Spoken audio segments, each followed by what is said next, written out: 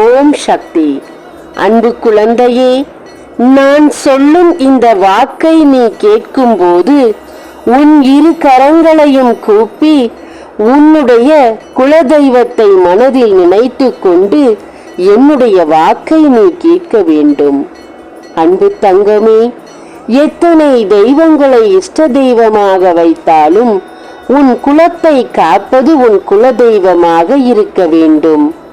உன் குலதெய்வத்தை வணங்கிய பிறகுதான் இஷ்ட தெய்வத்தை நீ வணங்க வேண்டும். என் அன்பு தங்கமே, அந்த குலதெய்வத்தை இப்போது உன் குலத்தை விட்டே விரட்டி அடிக்க வேண்டும் என்பது திட்டமாக இருக்கிறது.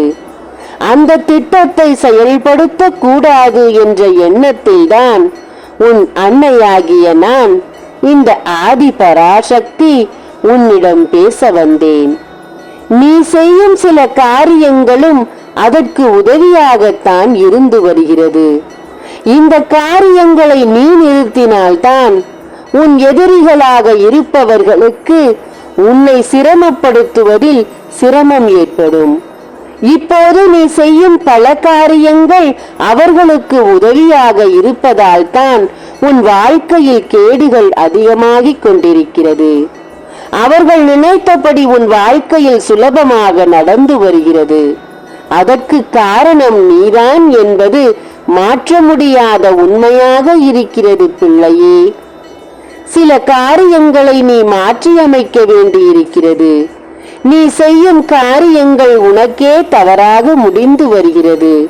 அன்பு பிள்ளையே, அது என்ன என்று உனக்கும் தெரியும். உன் ஆள் மனதில் இது தவறு என்று சொல்லியும் அந்த தவறை நீ செய்து கொண்டிருப்பதால் தான் உன் வாழ்க்கையில் கெடுதல்கள் சுலபமாக நடந்து வருகிறது.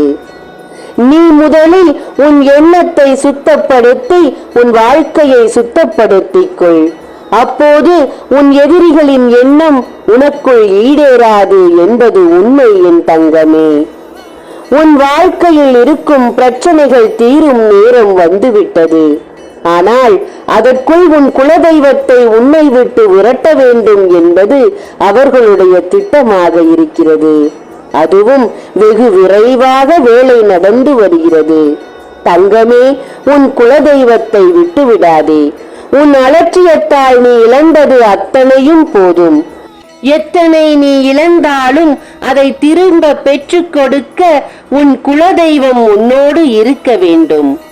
உன் குலதெய்வத்தை இழந்துவிட்டால் உன் மொத்த வாழ்க்கையும் இழந்துவிடும் என்ற பயம் உனக்குள் வர வேண்டும். அதற்காக நீ என்ன செய்ய வேண்டும் என்பதையும் உன் மனதில் நான் சொல்லிக் கொடுக்கிறேன். என் தங்கமே, உன் எண்ணத்தை சுத்தப்படுத்து, உன் வாழ்க்கையை சுத்தப்படுத்து, உன் குலதெய்வத்தை உன்னோடு வைத்துக்கொள். இதுவே உன் வாழ்க்கைக்கு நல்லது என்று சொல்லத்தான் வந்தேன்.